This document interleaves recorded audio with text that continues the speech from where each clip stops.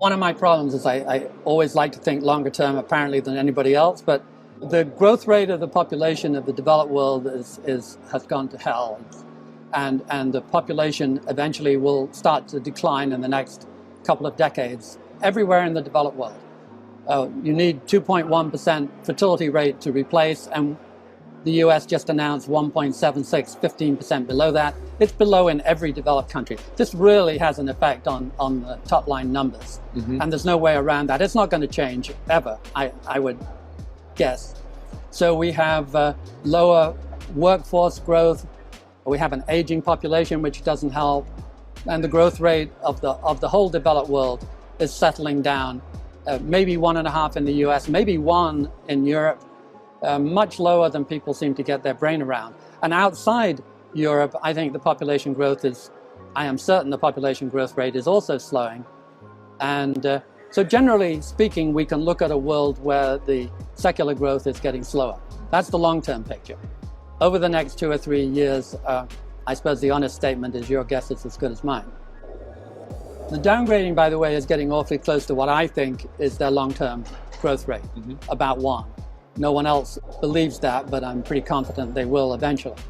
So they're going to have to learn to live with a low growth rate. They have, of course, other problems of immigration, which has been rattling the cage so viciously for the last 3 or 4 years politically.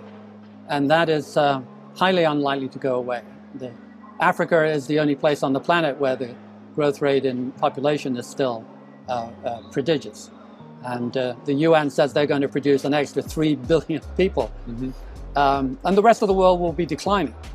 Now, there won't be 3 billion extra Africans, but there may well be 1, 1.5, or 2 billion.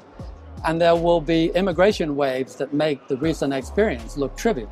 And that's going to stress out the European politics. And I think that will be the biggest factor. And as they get stressed out, it produces opportunities for the big players, Russia or China, to misbehave or behave. But it increases uncertainty. I consider a slowing growth in population our last best hope. I think if you want to end up as a sustainable world where you protect what's left of your biodiversity, you can't march irresistibly into the future with a growing population, each of us eating more and using up more plastic toys. It simply does not compute. And so I welcome declining populations, and India too will be declining in 50 years. But first of all, there aren't more today. Since the election of Trump, and particularly the last half of last year, there's been a big move in the recognition of the problem in the US. So that's a huge change. It's like a log jam that's broken. Plenty of hard-hitting reports. Finally, the scientists are saying what they actually believe, and the recognition of all of the fires and the terrible change in the weather and the climate, and people are picking that up. It's now 73% of Americans, up from 63 in a few years, recognize that the climate is an important issue and that it's warming and that it's dangerous. Yes, I don't think goodwill will get this done, sadly. Homo sapiens is not rising to the occasion and maybe never would have done. Long-term issues are not what we do that well. So we need innovation. Luckily, there is a massive amount of innovation that bears directly on climate change, on green energy, on battery storage, electric cars, electric planes in the not too distant future. And we will be able to change for the better almost every area: cement, steel, petrochemicals. The question is only, can we do it fast enough to prevent damage? And the answer is no. We've already got a lot of damage. We will undoubtedly have a lot more damage. The question is, can we protect enough of our agreeable planet for our grandchildren to have a decent life? And that, I think, is about a 50-50 bet, seen through my eyes. No industry is doing all it can. Nobody. I just took a damn plane to Chile, and I have a guilty conscience, and I'm struggling with my wife as to whether we can take that many more jet flights. And yes, we plant forests all over the place, but still, it's a really tough ask of human beings to be as green as they could and should be. This is a big scale, big problem. You've got to have R&D, you've got to have government. The best thing that we can do as individuals is lobby our politicians to be more sensible. let them be aware that the weight of our concern.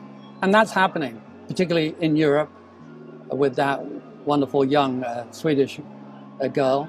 But people are responding more now than they were. And that's what we have to do. We have to get our senators and our congressmen and lobby them in the hallways. There's certainly been a left-right division in the US for the last 15 years, which is really sad because most of the good environmental work was done by Republican presidents like Teddy Roosevelt and so on. And it's a real shame that has happened, and unnecessary, because conserving a beautiful planet would seem to be pretty conservative. And it hasn't played out that way for complicated and perhaps random reasons. And I've forgotten the rest of the question. The new proposals are too extreme to expect it to actually translate into any chance of implementation. However, when you have been drifting to the right for 50 years, it needs a good slap in the face to wake people up and begin the pendulum move back. And one way to state it is to take a big jump.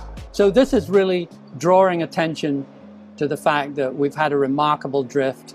We end up in a world where the Environmental Protection Agency is run by coal lobbyists.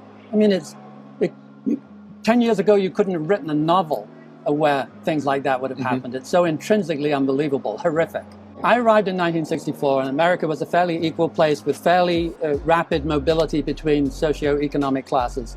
And it's basically since 1975 gotten stickier, and now it's worse than the UK. I mean, who would have imagined that in 1964? And we have one of the most unequal countries in the developed world. We're not far short of the Brazils and Chiles and closing the gap.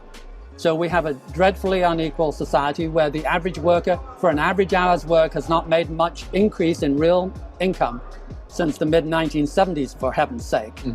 And if you don't give the average worker a decent wage, where is your growth going to come from? This is, you could quote Henry Ford.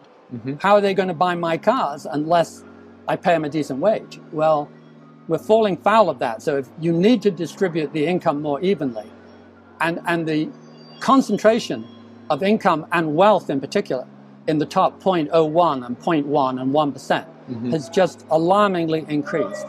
It is amazingly economically ineffective. Rich people don't spend their marginal dollars. Poor people spend them instantly. You get a healthier economy if more of the pool goes to the poor than does today. So yes, you have to tax the better off, particularly the super rich. I think the environmental one transcends everything. But I got to be an environmentalist the hard way by looking at the data and having it beat me on the head. I spent most of my life in America. I'm a Brit, but I spent 30 years notionally as a kind of centrist, the old liberal Republicans that went out of business long ago. And I'd vote for anybody with a green policy. But the data has become so extreme that just looking at the data has dragged me into tax the rich, move the income in a more efficient way so that the poor people have money to spend for a healthy economy, and for heaven's sake, tax carbon so that we can start the entrepreneurs working on changes. They're all itching, but they have no resources, and no one will fund them because it's not clear how they're going to make money. But once you have a tax on carbon and a credit for saving carbon, the ingenuity that will spring out of the American venture capital industry will be prodigious.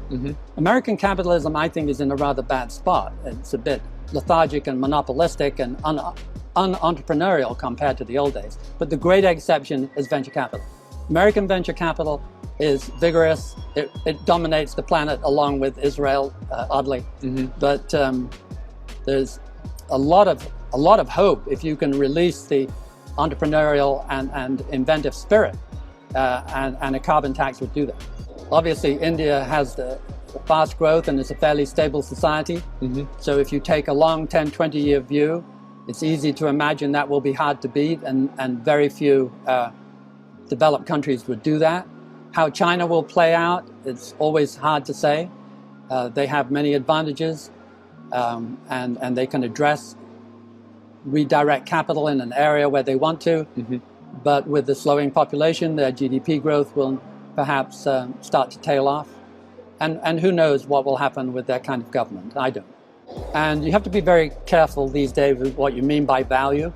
The old crude measures of value that used to work pre the year 2000 won't necessarily work. There are too many programmed into the computer models, and what edge they used to have, which was decent, has probably gone away.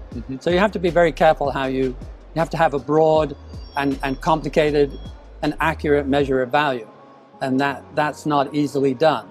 It used to be you showed up for work, you bought the high yields and the low PEs, and you won. Life was good. And now you can't do that.